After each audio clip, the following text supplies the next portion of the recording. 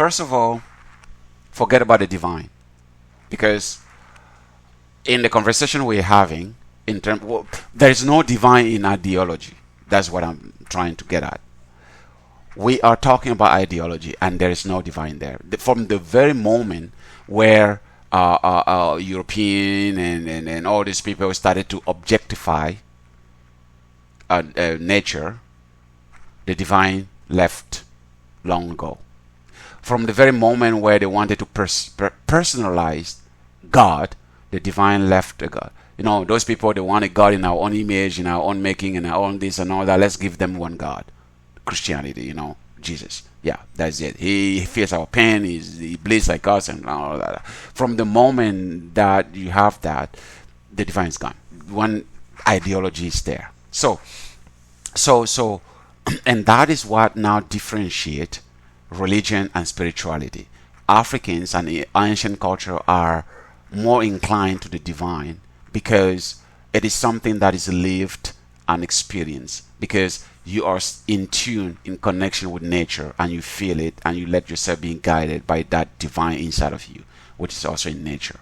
But from the moment that you want to take control of that divine as something that you can direct, then there's no divine anymore. And that is what has been happening. And this is what this book is about. It's telling you that from the moment that Plato and Socrates wanted to create an elite class of the few who have the knowledge to civilize the masses, that is where the problem began. And that is where the whole thing of a small group of people who will now control and enlighten and civilize the majority of people. So that is where things begin. Let's create one God, that one God that gives us the power to guide the masses. And you can only access that God through what we teach you.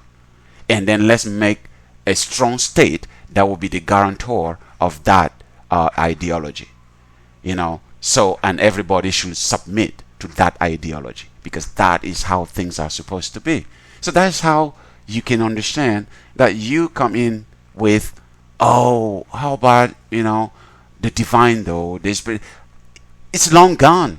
Because when they're trying to tell you in this book that everything is culturally, politically, ideologically designed, how can you find the divine there?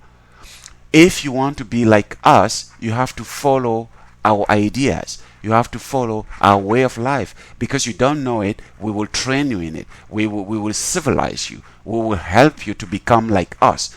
But we will be the guarantor of your education, your training. We're just a small group of people who receive the divine power of God and enlightenment to help all of you to resemble us.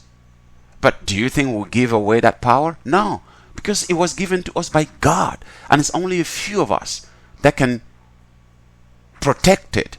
So, and when I say a few of us, I'm not saying us human beings now. I'm saying the system that we're building. Because we will pass, but we will develop people in our own image, and for them to access our clan, they should be us in all senses. That's why it's only a few that access, that have access, or who are there in the secrets of the gods. Only few. That's why they are layers.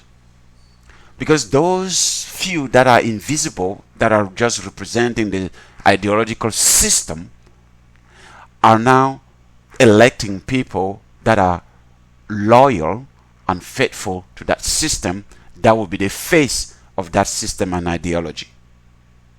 And those people now will all have their own arms and offsprings that will now propagate that ideology.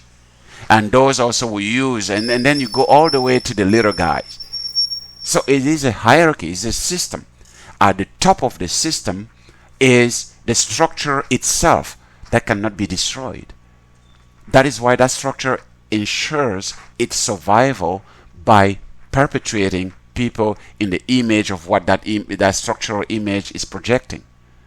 And it takes the power off of human beings and gives it to a system that is supposed to be protected at all cost.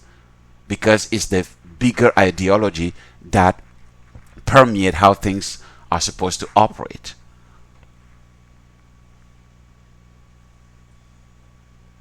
That's why you always change US presidents, the American system will always be the same. You change senators, congressmen, and political, and mayor and governor, the system will always be the same. Minor changes will come because things change, but the fundamentals of the system will remain, because that is the ideology.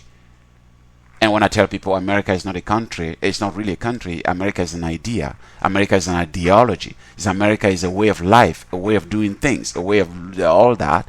People, some American people hear what are you even talking about, and then they think that I'm crazy. Even my book club, where we write book with some colleagues here, they're from America, New York, and all that. In one of my articles, chapter of the book that I'm writing, my experience in Russia, I was making that argument that America is actually really an ideology, an idea, not really a country. And they cross it because we edit each other's work. Like interrogation mark, they're like, what is he even talking about? They couldn't even get this, right? So you become like the crazy one.